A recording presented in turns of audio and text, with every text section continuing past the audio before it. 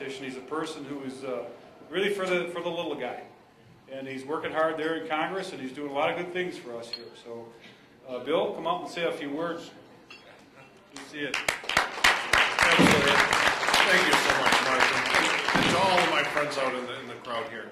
I guess there are two things I want to say. The first thing, I wanted to say something about the economy and follow up on what Dick just said in that thing, and then say something about health care and what may or may not be happening in the next few weeks in Congress, because both of those are going to touch everyone's life as deeply as anything.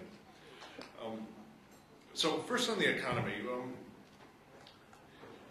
we are recovering, our economy is recovering from the biggest destruction of wealth in human history. There's a number that's tracked if you go to the Federal Reserve website. It's called household net worth. It is what households in the United States own. Their pensions, their savings accounts, their mortgages, the house they own, and just everything. They add it all up. And in the last 18 months of the previous administration, household net worth in the United States dropped by $17.5 trillion. And that's such an enormous number, it's hard to get your arms around it. But I just compare it to a few things. It's larger than the entire U.S. national debt by a large amount. It is larger than 1 year of GDP. So every man, woman, and child is going to have to work for more than a year. Well, I guess children don't work. The whole country is going to have to work for more than a year. For more than a year to pay off the wealth that was destroyed in the last 18 months of the previous administration. And however, since the new administration has taken over, the household net worth has rebounded by $5 trillion. Another very big number, and you can see all this in the Federal Reserve website. We have a press release out on it. These are real numbers. I got the honor of presenting them in the semi-annual financial services hearing where Chairman Ben Bernanke comes and gives a report on the state of the economy, and Chairman Frank asked me to give the opening presentation on that, where I presented these numbers. This is an enormous hit. We actually lost a bigger fraction of our household net worth in the tail end of the Bush administration than was lost during the Great Depression. In the Great Depression, about 15% or so of the household net worth was wiped out. In the last 18 months of the Bush administration, about a quarter of it. And so that's why it's taken such a long time. It is going to take a while to dig our way out of this hole. It's enormous. Another way to look at $17.5 trillion is it's about $55,000 for every man, woman, and child in the United States. So just imagine if each of us had $55,000 still in our pocket because we hadn't suffered through those bad policies. The auto showrooms would be full, restaurants would be full, the economy would be buzzing. And so it was an enormous hole that we inherited from the previous administration, and we should never forget it. We cannot forget who it was that drove our economy into the ditch.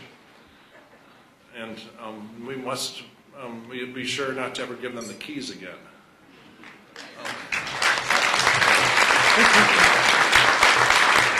But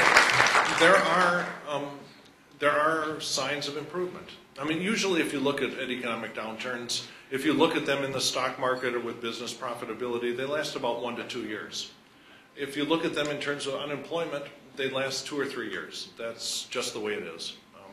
It takes a while. You can understand it. If you're a businessman who's had to lay off some people, it's a searing experience. Anyone who's been involved on either side of a layoff just know it's about the worst thing that can happen. And when that happens, it's such a searing experience, you don't want to go through it again. And so businesses end up being very shy about hiring back people. And they're in that mode right now. I talk to many businesses around the district where they're actually doing okay, but they're not confident. They're not willing yet to rehire the people that have been laid off. But it's starting to happen. And if we have another couple quarters of growth, I think we can anticipate that we're going to start rebuilding jobs. It's very common for us to hear complaints about, okay, where are the jobs? You haven't done anything. The stimulus has been a failure. Words like that. And and this is something that has to be answered by Democrats, because it's an important objection if it were true that Democratic policies have been ineffective. But as I mentioned, the household net worth has increased by $5 trillion since the Democrats have been put in power. And when you add up everything it's going to cost to do the stimulus, to do TARP, to do all the various policies, it's about $1 trillion. But you know, I'm also a businessman, and if you can invest $1 trillion and have net worth increase by $5 trillion, it seems like a pretty good bargain. And when you consider the fact that the alternative was to face a depression, then I think that we can actually be proud of what's happened in the last year. And it's white knuckle time for the economy, and it's white knuckle time for the Democratic Party, because it always takes longer for the jobs to follow the renewed economic growth. And so we have to make sure that that our supporters understand that, and that the voters understand that. Anyway, so the economy, there's signs of improvement, and I hope that 4 months from now we're going to look back and say, wow, you know, this was the bottom for employment, and things are getting better. There are lots of reasons to expect that, and most of the experts do. Just a few words about health care. This is one of the biggest things that's been going on for, more than a year in Congress. And it's very frustrating to me. You know, I can sit here and complain about the Senate. In fact, I will. There are about 240 pieces of legislation that have been passed by the House of Representatives that are awaiting action in the Senate. We just saw, just over the weekend now, that one senator is now going to block unemployment insurance for millions of Americans. And it's, you know, that's the way it works, I guess, but it doesn't seem like it's working very well for the United States when one senator who is, I'll say he's lost his fastball that he used to have. He's not, anyway, it's very frustrating. The Senate has caused a lot of trouble for getting health care passed.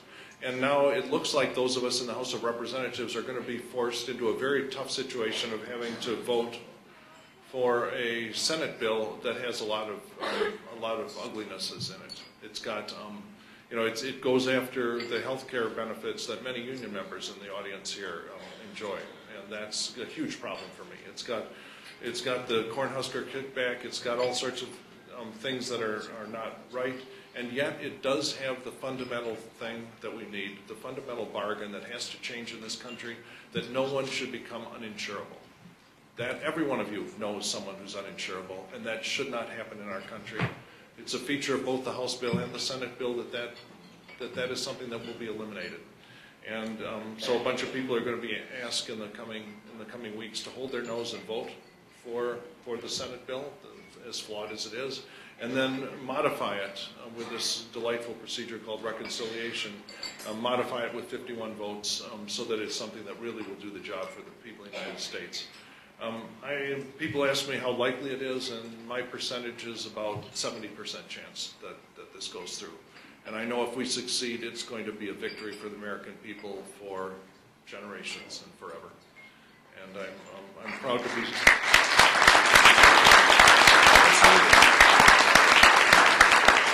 I'm very proud to have the Democrats supporting me as we go into this battle.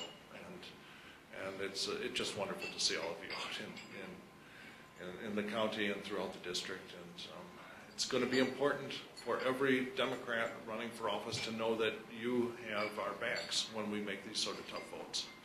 And I appreciate everything you've done and everything you're going to do this fall. Thank you.